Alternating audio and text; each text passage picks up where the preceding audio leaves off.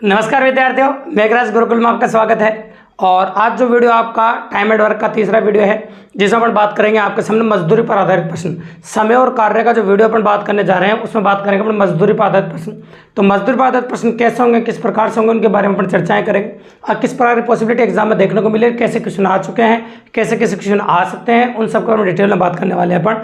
तो मजदूरी देखो क्या होता है कि जब भी कोई दो या दो से अधिक व्यक्ति मिलकर किसी काम को करने का ठेका लेते हैं, ये काम को पूरा करने का ठेका लेता है, तो उसके रूप में इनाम के रूप में उनको मजदूरी मिलती है और उस मजदूरी को उनके कार्य क्षमता के आधार पर उन सब में बांटा जाता है।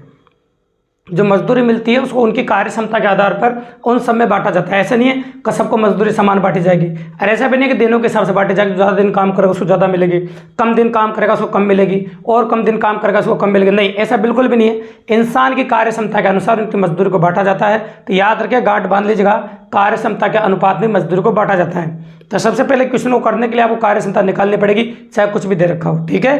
तो उसकी क्षमता कितनी काम करने की। तो चलो क्वेश्चन से और बड़ा क्लियर हो जाएगा कि दो व्यक्ति ए और बी अकेले किसी काम को 10 तथा 15 दिन में कर सकते हैं। ऐसा मैंने कहा, ए अकेला करेगा 10 दिन में कर सकता है, बी अकेला करेगा तो 15 दिन में कर सकता है। ऐसे मैंने कहा ए और बी ने मिलकर किसी काम को 5,000 रुपये में पूरा करने का ठेका लिया। तो मजदूरी है, ए और बी ने मिलकर किसी काम को 5,000 रुपये में पूरा करने का ठेका लिया, ठीक है। ए और बी ने मिलकर किसी काम को 5,000 रुपये में पूरा करने का ठेका लिया। तो मजदूरी में बी का हिस्सा ज्ञात कीजिए। क्वेश्चन कंप्लीट हो गया। सबसे पहले अपन इनका लसागु लेंगे। तो बताओ 10 और 15 का लसागु कितना हो जाएगा आपका 30, और 10 का भाग दीजिए कितनी बार जाएगा आपका 3 बार, और 15 का 2 कितनी बार जाएगा 2 बार। तो आप समझ गए, ए की कार्य क्षमता हो गई 3, अब बी की कार्य क्षमता आ गई आपके 2, ठीक है। अब आपको दे रखे टोटल मजदूरी, तो मजदूरी दे रखी 5,000।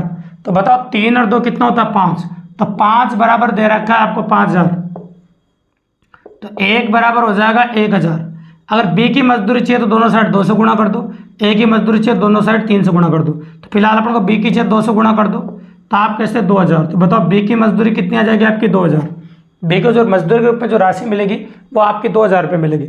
मतलब बी को मजदूरी के रूप में 2,000 रुपये मिलेंगे। बिल्कुल सिंपल तरीका है और काफ़ी आसान तरीके से कर सकते हैं। चलो क्वेश्चन थोड़ा सा और बड़ा करते हैं।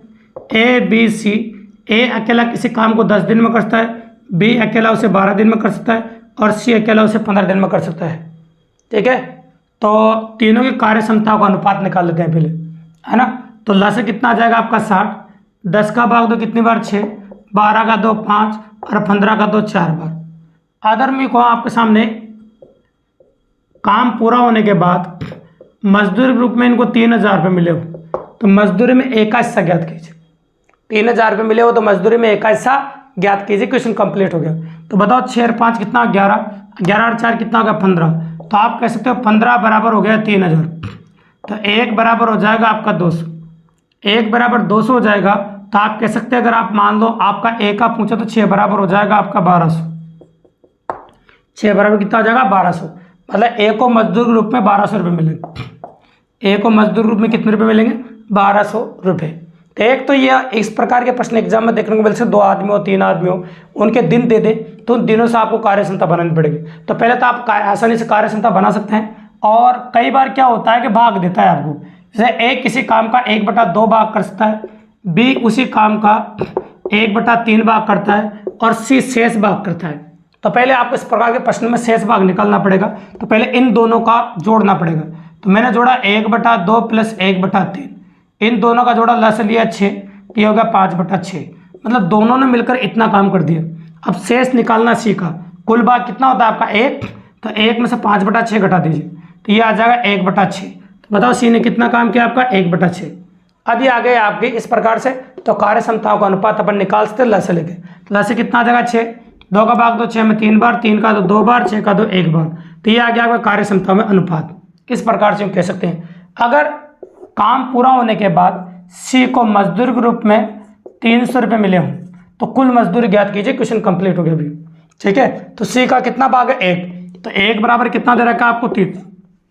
अब आपसे कुल मजदूरी पूछी, तो 3 भाग इसका, 2 भाग इसका, 1 भाग इतना, कितना होगा 6 भाग। तो 1 बराबर 300, तो 6 भाग बराबर कितना हो जाएगा आपका 1800, 6 3 18। तो बताओ तीनों को कुल मजदूर रूप में कितने रुपए मिलेंगे 1800 रुपये। इस प्रकार से मजदूरी से रिलेटेड कोई भी क्वेश्चन आए तो पहले आप अनुपात में कार्य क्षमता को अनुपात निकाल लो, दिन दे रखे उनसे भी निकाल लो, और कोई अनुपात वगैरह दे रखा उससे भी निकाल लो। तो पहले कार्य क्षमता में अनुपात निकालो, और कार्य क्षमता में अनुपात निकालने के बाद एक नियम से, यूनिटी मेथड है उसके माध्यम से हम किसी का भाग निकाल सकते हैं, उसको कितने रुपए प्राप्त हुए। ठीक है, इस प्रकार से समय और कार्य में मजदूरी पदार्थ कोई भी क्वेश्चन किसी भी एग्जाम में आता है तो काफी आसानी से कर सकते हैं, काफी इजीली अप्रोच बना सकते हैं। दोस्तों वीडियो पसंद आया हो, मजेदार लगाओ और अच्छा लगा और कंटेंट जोरदार लगाओ, और एग्जाम में क्वेश्चन करते वक्त आपको फायदा हो रहा है तो आप चैनल को सब्सक्राइब जरूर कर दीजिए दोस्तों, लाइक कर दीजिए, शेयर कर दीजिए, और अपने और दोस्तों को बताओ ताकि इस प्रकार बेहतरीन वीडियो जो हम रोजाना आपके लिए लेकर आते रहे दोस्तों। धन्यवाद।